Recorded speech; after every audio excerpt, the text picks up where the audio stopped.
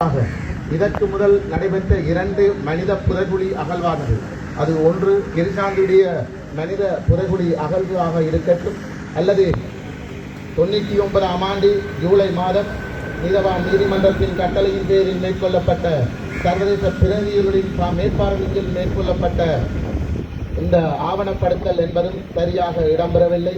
செய்தி தணிக்கைகள் இருந்தன.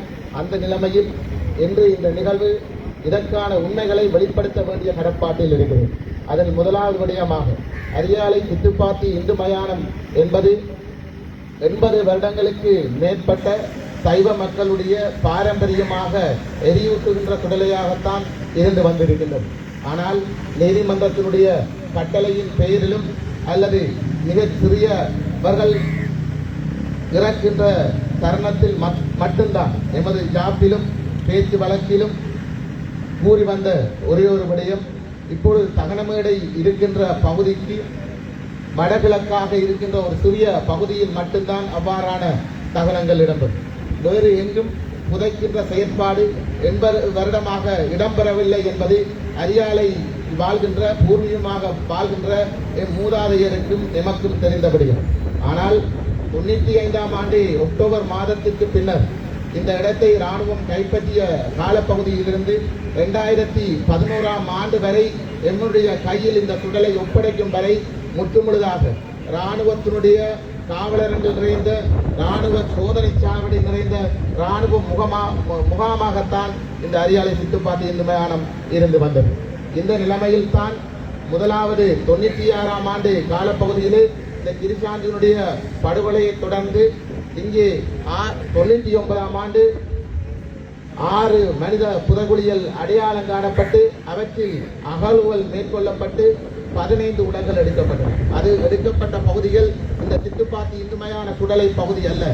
இங்கே உங்களுக்கு முன்னால் இருக்கின்ற இந்த பிள்ளையார் கோயில் ஆலயத்தினுடைய ஒரு பகுதியிலும், அங்கே மதுர மரம் இருக்கின்ற மதுர மரத்தின் பின்னால் இருக்கின்ற ஒரு கேணியில் இருந்து 2 உடல்களும், அதனை விட இந்த உப்பளப்பாத்தியினுடைய பகுதியில் சில உடல்களும், மொத்தமாக 6 புதைகுழிகளில் இருந்து 15 உடல்கள் எடுக்கப்பட்டன. எனவே இந்த மனித புதைகுழி என்பது சரியே இந்த சித்துப்பாத்தி இந்து மயானத்தில் மட்டும் மட்டுப்படுத்தப்பட்டு விட்டதாக இவர் நினைத்துவிட வேண்டாம்.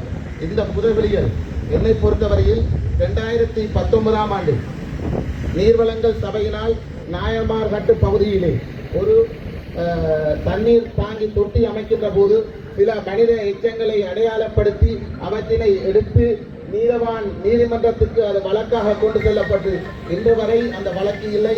அந்த இடம் கூட இந்த செம்மணி மனித புறங்களுடன் தொடர்பட்ட விடயங்கள் மிகவும் தெளிவாக சொல்கின்றேன். சோமரட்ன ராஜபக்ச இந்த பகுதியில் தான் கடமையாற்றியதாக தனது குற்ற ஒப்புதல் வாக்குமூலத்தில் குறிப்பிட்டிருந்தார். ஆனால் அது உண்மையல்ல. இராணுவத்தினுடைய 7CLA இராணுவ படையணி என்பது 15 உறுப்பினர்களை அரியாலையில் கொண்ட ஒரு இரகசிய இராணுவ அணியாக செயற்பட்டது. அவர்கள் கைதடியிலிருந்து, மணியந்தோட்டத்திலிருந்து, கொழும்புத்துறையிலிருந்து, அரியாலை புங்கங்குளம் பகுதியிலிருந்து நாயமாடு பகுதி வரை அனைத்து இடங்களிலும் சென்று அனைவரையும் கைது செய்து அவர்களை விசாரிக்கின்ற, சித்திரவதைப்படுத்துகின்ற செயற்பாட்டில் ஈடுபட்ட ஒரு இராணுவ குழு. இது தொடர்பான கண்ணால் கன்ற சாட்சிகளும் அந்த குற்ற சித்திரவதைகளில் இருந்து தப்பிய உயிருள்ள சாட்சியங்களும் பல இருக்கின்றார்கள். அதிலும் குறிப்பாக அரியாலை இந்த செம்மணி பகுதியிலே ஒரு பாரிய மனித புதைகுழி கனகர இயந்திரங்களை கொண்டு தோண்டப்பட்டு அதற்கு முன்னால் ஒரு இளைஞன் அம்மனமாக்கப்பட்டு படுகொலை செய்யப்படுவதற்கு தயாராக இருந்த நேரத்தில் கடவுளின் சித்தத்தால் தப்பி பூசாவுக்குள் கொண்டு செல்லப்பட்டு இன்று விடுதலையாகி இந்த அரியாலை பகுதியில் வசித்து வருகின்றார். ஆனால் அவர்கள் இந்த இலங்கை கட்டமைப்புக்குள் இருக்கின்ற நீதித்துறையை நம்பியோ அல்லது இந்த விசாரணையை மேற்கொள்கின்ற சிஐடியினரை நம்பியோ தன்னுடைய வாக்குமூலத்தை தர தயாராக இல்லை. இங்கே சர்வதேச பிரதிநிதிகளுடைய மேற்பார்வையின் கீழ் இடம்பெற வேண்டும் என சில தரப்பினர் கூறுகின்றார்கள். மிகவும் தெளிவாக எங்களுடைய கருத்தை நாங்கள் கூற விரும்புகிறேன். 99ஆம் ஆண்டு இங்கே நடைபெற்ற அகழ்வு என்பது சர்வதேச பிரதிநிதிகளுடைய மேற்பார்வையில் தான் இடம்பெற்றது. ஆனால் இன்று அந்த 99ஆம் ஆண்டு வழக்கு இடம்பெற்று 27 ஆண்டுகள் கடந்தும் அந்த செம்மணி மனித புதைகுழியினுடைய வழக்கு இன்றும் கிடப்பில் போட்டப்பட்ட வழக்காக இருக்கின்றது. அதிலும் மிகவும் குறிப்பாக 15 உடல்களில் 2 இளைஞர்கள் அரியாலை பொன்னம்பலஞ்சந்தியில் இருக்கின்ற இன்று ராணுவத்தினுடைய மூவ்மெண்ட் டிபார்ட்மெண்டினுடைய அதிகாரியாக நியமிக்கப்பட்டிருக்கிற ராணுவ அதிகாரியினால் கைது செய்யப்பட்டு காணாமல் போன 2 இளைஞர்கள், அதாவது ராசையா சதீஷ்குமார், மகேந்திரம் பாபு என்ற இளைஞருடைய உடல்கள் இந்த ரோட்டுக்கு அருகில் இருக்கின்ற பிள்ளையார் கோயிலுக்கு அருகில் இருந்த சோதனை சாவடியில் இருந்துதான் கண்டெடுக்கப்பட்டு அது அடையாளம் காணப்பட்டது. ஆனால் அந்த 2 வழக்குகள் கூட இன்று கிடப்பில் போடப்பட்ட வழக்காகத்தான் இருக்கின்றது. எனவேதான் நாங்கள் மிகவும் தெளிவாக கூறுகிறோம், இங்கே பல சித்திரவதை முகாம்கள் இருந்தன.